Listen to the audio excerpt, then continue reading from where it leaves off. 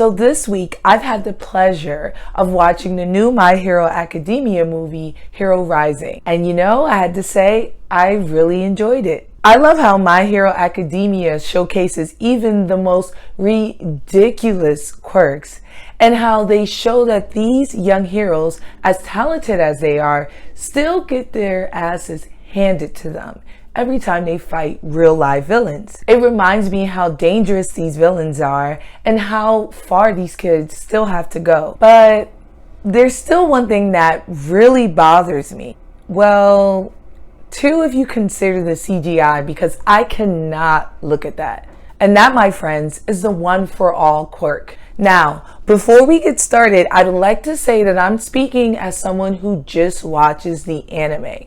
If you guys come into my comments about things that are canon in the manga, all it really does is confirm my point that the anime is not really giving us a full detailed explanation of what One for All is, and that there's a lot of plot holes that come with the quirk. That being said, let's start with what I do know. So boom. There's this guy called All for One, and he has this dope quirk where he can take other people's quirks and stockpile them. His brother, on the other hand, doesn't really have anything, so he breaks him off a piece of that All for One quirk. When that All for One quirk mixes with this latent quirk that his brother has, it creates the One for All, and his brother now has the opportunity to pass it down to each generation through DNA transfer. The great part about it is you have to willingly give your quirk, so someone just can't steal it by taking some of your DNA. It's pretty dope. As far as what it does, it's just a huge amplifier. So all of your physical abilities, including your quirks, will be multiple 1,000.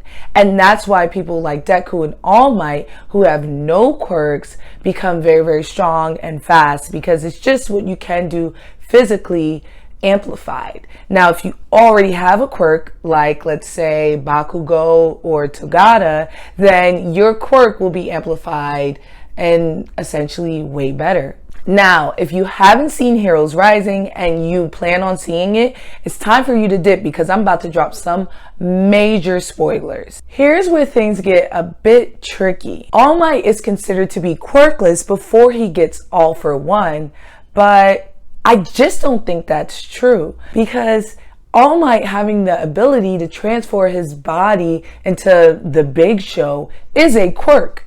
Even his mentor, Gran Torino, mentions that it was easy for All Might to take on the One for All quirk because he was able to transform his body. And even now that All Might's One for All quirk is completely transferred to Deku, he still has the ability to transform his body. So tell me, why is everyone pretending like he's never had a quirk? What are they hiding? Now, when I brought it up to some of my peers, they mentioned to me that he can't hold his quirk for longer than a couple of seconds. But I think that's because his lungs are messed up and not because he no longer has the One for All. Something else that just isn't making sense to me is, why are All Might's lungs still messed up? I've already met 2 people with quirks that have the ability to reverse the injury he has on his lungs. And these 2 people are children. You're telling me during his entire tenure, he has not met one person who has the ability to heal his lungs? All Might is a #1 hero. You're telling me with all that fame and unlimited resources, he's not able to get into contact with someone who can heal his lungs? Come on, man. I'm telling you guys, something is up. You know how I know? Because at the end of Hero Risings, Deku transferred all of his power to Bakugo per the rules that they gave us in the anime. And all of a sudden he gets to keep it, and so does Bakugo because he has amnesia? What? Like, what?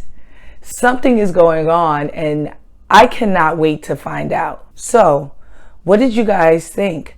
Let me know in the comments below, and if you have any insight, please put me on game. Till next time, have a fantastic week, my friends.